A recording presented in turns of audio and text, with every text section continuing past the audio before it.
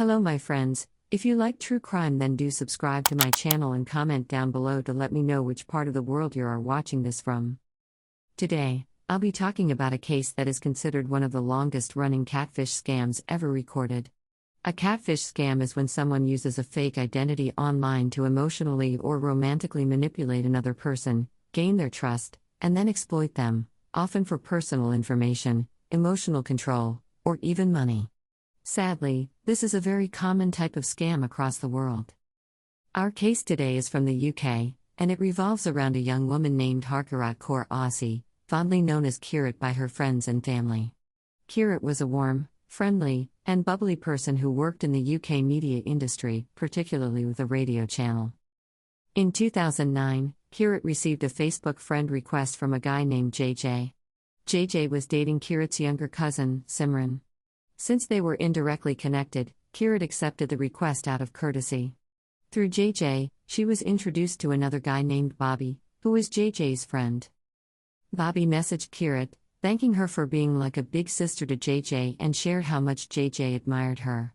From there, Bobby and Kirat started chatting regularly on Facebook. They began discussing their personal lives, sharing stories about their families. Bobby told her he was a cardiologist. Both came from Indian backgrounds, with families that had settled in Kenya, so they connected easily, as people often do when they share cultural roots in a foreign country. Over time, their friendship grew. Just a few months into this online friendship, something strange happened. One evening, Kirat was out at a club in Brighton with some friends for a hen party. It was around 2 a.m. on a Saturday night when she spotted Bobby across the club. Since they had only interacted online, Kirat went over to say hello. Bobby looked confused but responded politely. Kirat found his reaction odd, but she assumed he might have had too much to drink. She didn't think much of it and returned to her friends, eventually heading home after the party. A few days later, Kirat received a message on Facebook stating that Bobby had gone to Kenya to visit family and had been shot. He was in critical condition in the hospital. Simran, who was also in Kenya at the time, kept Kirat updated about Bobby's health. Tragically, some time later, Kirat was informed that Bobby had died.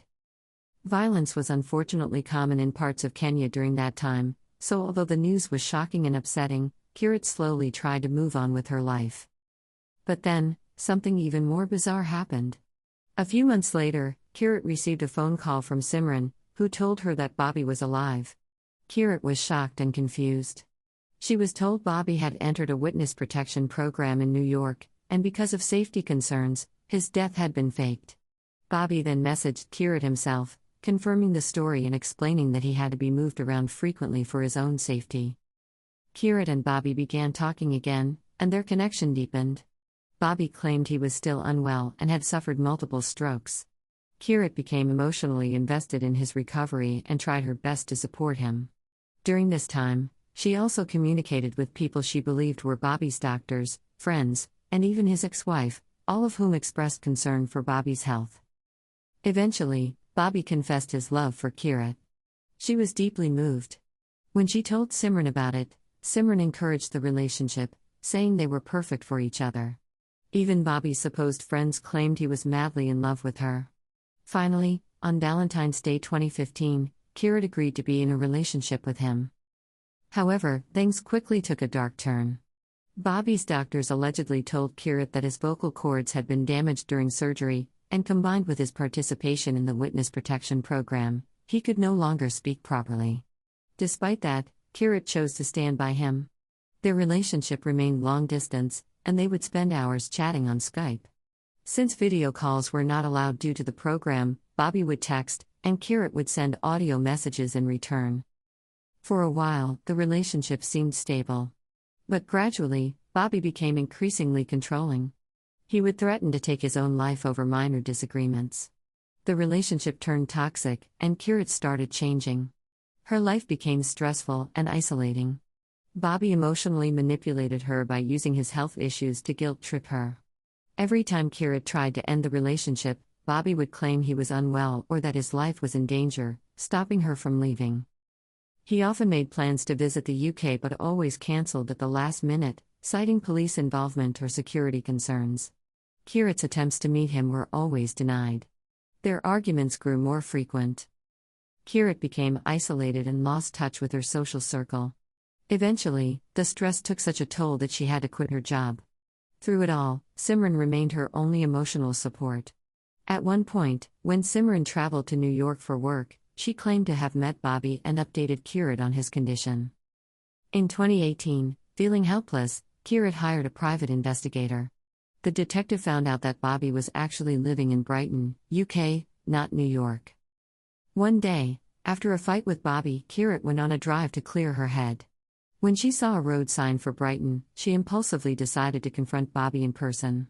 She went to the address provided by the investigator. When she knocked on the door, a woman answered with a child beside her. It was Bobby's ex-wife. Kirat was shocked. Bobby had told her he was divorced, yet he was still living with his ex-wife. Feeling completely betrayed, Kirat was stunned when Bobby finally appeared and pretended not to recognize her. Devastated, she left in tears. She called Simran, trying to process the truth. The man she had invested 8 years of her life in had denied even knowing her. Kirat decided to go to the police.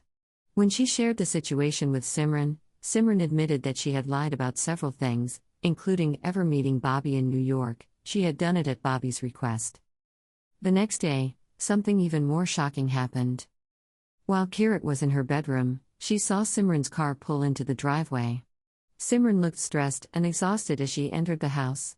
Then she confessed, the person Kirat had been in a relationship with all along wasn't Bobby, it was Simran.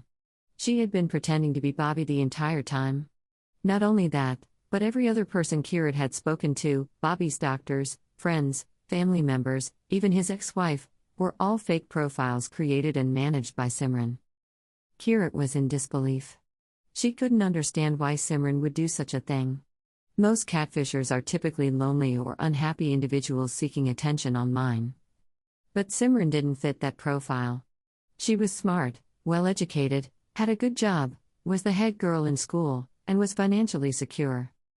Kirat went to the police, but they told her that catfishing wasn't a criminal offense in the UK at the time, and since the perpetrator was her own cousin, it further complicated matters legally. Simran, meanwhile, moved on with her life and was even promoted at her job. But Kirat had lost 8 years, 8 of her prime years, to a completely fabricated relationship. A relationship that never existed. This case is a heartbreaking reminder that not all threats come from strangers, sometimes, they come from the people closest to us.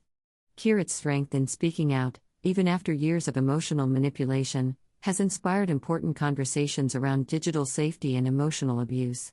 While justice may still be catching up with technology, stories like Kirat's push the world one step closer to recognizing that emotional scams can be just as damaging as physical ones. And for anyone out there questioning their reality, trust your gut. Because sometimes, that quiet doubt is your loudest truth.